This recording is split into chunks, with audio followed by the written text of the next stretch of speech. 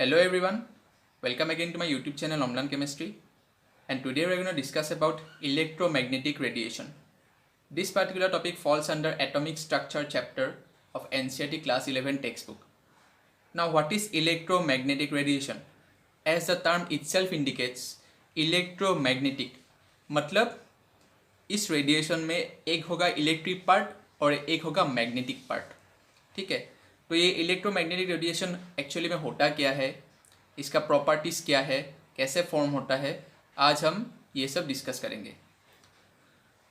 तो ये electromagnetic radiation जो है, this radiation possess both wave like and particle like properties. ये रेडिएशन का वेव लाइक नेचर भी होगा और पार्टिकल लाइक नेचर भी होगा. तो इसको समझने के लिए मैंने यहाँ पे एक स्कीमेटिक रिप्रेजेंटेशन बनाया है. फिजिबल लाइट मतलब सूरज से जो लाइट हमारी ओर पहुँचता है उसको हम लोग फिजिबल लाइट बोलते हैं, क्योंकि हम उसको नेकेड आई से देख सकते हैं. तो ये फिजिबल लाइट सन से कैसे आता है, तो यहाँ पे आप देख सकते हैं ये डॉट डॉट करके और एक वेव करके मैंने एक बनाया है. तो ये डॉट डॉट जो है, इंडिविजुअल डॉट डॉट, इसको आप लोग एक पैकेट ऑफ एनर्जी मान लीजिए. पैकेट ऑफ एनर्जी, सूरज से हमको जो एनर्जी मिलता है वो एनर्जी ये पैकेट के फॉर्म में आता है, और इस इंडिविजुअल पैकेट को हम लोग बोलते हैं फोटोन. लेकिन ये पैकेट ऐसे वेव करके आता है. ठीक है, तो इसीलिए ये जो रेडिएशन है, ये रेडिएशन को डुअल कैरेक्टर हम लोग बोलते हैं. उसके पास पार्टिकल लाइक कैरेक्टर भी है.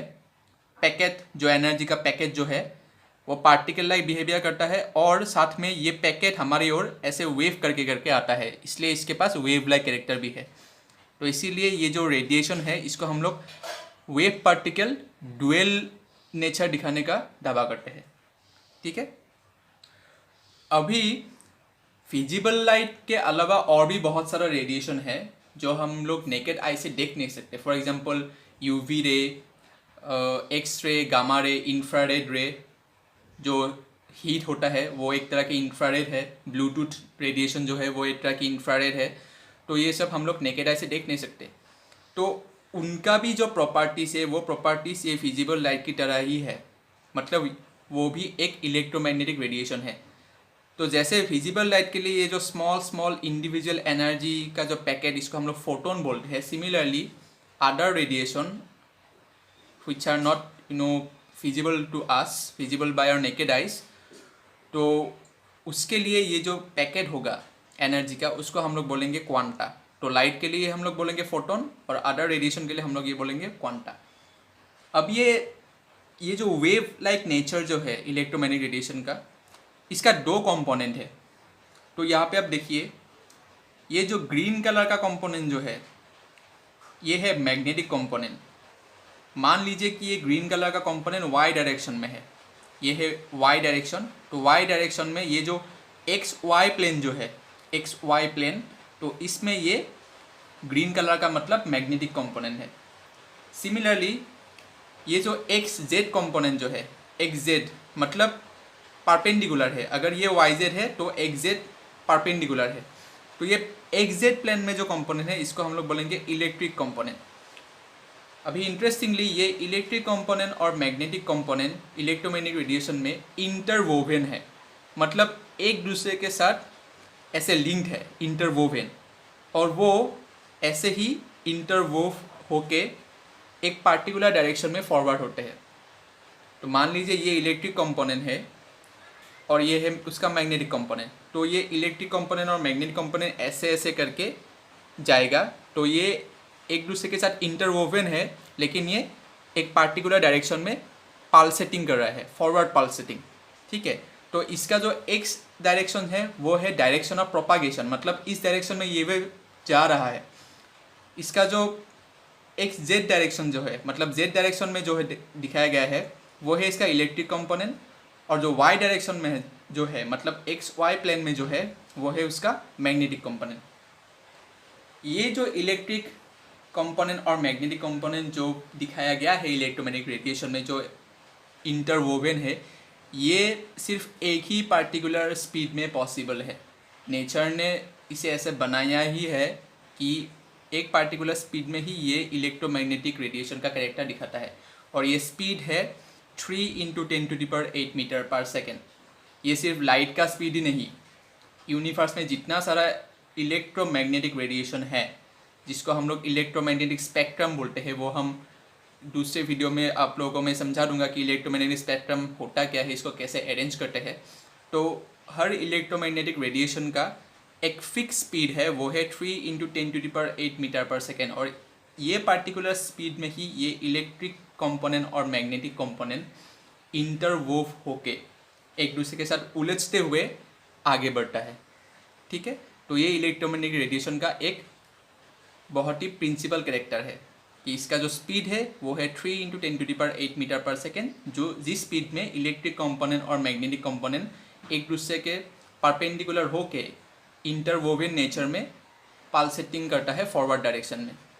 ठीक है, तो अभी इलेक्ट्रोमैग्नेटिक ये जो वेव है, ये वेव का मैंने जो फोटोन बताया था, मतलब पार्टिकल ऑफ एनर्जी का जो पैकेट है, तो फोटोन या फिर क्वांटा आप मान लीजिए, इसका एनर्जी कितना है?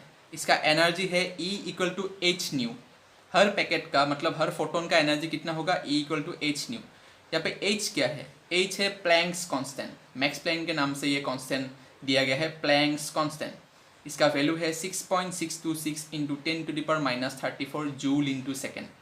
ठीक है, और न्यू क्या है? न्यू है फ्रीक्वेंसी। ये जो वेव है, ये वेव का फ्रीक्वेंसी, मतलब अब एक पार्टिकुलर पॉइंट पकड़ लीजिए, इस पॉइंट में से एक सेकेंड में कितना वेव गुजरेगा, उसी को हम लोग कॉमनली फ्रीक्वेंसी बोलते हैं, जो कि हार्ट्ज में हम लोग लिखते हैं। उसका यूनिट जो है वो है हार्ट्ज, और आप इसको पर सेकेंड भी लिख सकते हैं, मतलब फ्रीक्वेंसी का यूनिट जो है वो है हार्ट्ज और पर सेकेंड। ठीक है, तो ये यहाँ पे मैंने एक पार्टिकुलर वेव दिखाया है। तो ये वेव का ये है सबसे टॉप मोस्ट पोर्शन, और ये भी है इसका टॉप मोस्ट पोर्शन। ठीक है, ये है टॉप। तो ये दोनों टॉप का जो डिस्टेंस है या फिर दोनों बॉटम का जो डिस्टेंस होगा, कॉन्जिक्यूटिव टॉप या फिर कॉन्जिक्यूटिव बॉटम का जो डिस्टेंस होगा, उसको हम लोग बोलते हैं लैम्डा, वेव लेंथ। ठीक है, तो एक वेव का वेव लेंथ कितना होगा वो डिपेंड करेगा कॉन्जिक्यूटिव टॉप या फिर कॉन्जिक्यूटिव बॉटम का बीच में जो डिस्टेंस है, उसी को हम लोग वेवलेंथ बोलेंगे। एम्पलीट्यूड है, ये जो डॉट डॉट करके जो दिया है, ये है इसका बेस लाइन, एक वेव का बेस लाइन। ये बेस लाइन से एक टॉप या फिर एक बॉटम का कितना डिस्टेंस है, उसी को हम लोग एम्पलीट्यूड बोलते हैं। ठीक है, तो A for amplitude, lambda for wavelength और न्यू फॉर फ्रीक्वेंसी। तो फ्रीक्वेंसी मैंने बोला था कि एक पर्टिकुलर पॉइंट से एक सेकेंड में कितना कॉम्प्लीट वेव पार होगा। तो ये कॉम्प्लीट वेव क्या है? ये है कॉम्प्लीट वेव। ये लैम्डा जो है ये है एक कॉम्प्लीट वेव। ठीक है, तो एक सेकेंड में एक पार्टिकुलर पॉइंट में से कितना वेव गुजरेगा, उसी को हम लोग बोलेंगे फ्रीक्वेंसी। तो यही है इलेक्ट्रोमैग्नेटिक रेडिएशन। तो हम सम अप करते हैं आज का ये लेक्चर। तो electromagnetic radiation both wave like property और पार्टिकल लाइक प्रॉपर्टी दिखाता है। वेव लाइक प्रॉपर्टी मतलब हर पार्टिकल जो निकलेगा, फॉर एग्जांपल यहाँ पे मैंने सूरज का एग्जांपल लिया है, जहाँ से हमको एनर्जी मिलता है पृथ्वी को। तो यहाँ से जो एनर्जी हमको मिलता है वो हमको in the form of packet मिलता है, जिसको हम लोग फोटोन बोलते हैं, लेकिन ये पैकेट वेव फॉर्म में हमारे पास आता है। और ये वेव का दो कंपोनेंट है, एक को हम लोग बोलेंगे इलेक्ट्रिक कंपोनेंट और एक को हम लोग बोलेंगे मैग्नेटिक कंपोनेंट, जो कि परपेंडिकुलर है एक दूसरे के साथ। They are interwoven and always pulsating forward at a very fix speed which is 3 × 10⁸ metre per second. हर फोटोन का एनर्जी कितना होगा? E = h न्यू, जहाँ पे h है प्लैंक्स कांस्टेंट, उसका वैल्यू है 6.626 × 10⁻34 जूल × सेकेंड। और जो न्यू है वो है फ्रीक्वेंसी। ठीक है, मतलब एक पार्टिकुलर पॉइंट में से एक सेकंड में कितना वेव गुजरेगा, कितना कंप्लीट वेव गुजरेगा, उसी को हम लोग फ्रीक्वेंसी बोलते हैं। फ्रीक्वेंसी का यूनिट है हर्ट्ज, और कॉमनली आप इसको पर सेकेंड भी लिख सकते हैं। So this is all for today. अगर आपको ये वीडियो अच्छा लगा होगा तो please like it, share it and subscribe my channel Omlan Chemistry and get regular updates of various interesting chemistry topic in a very lucid manner. Thank you for today.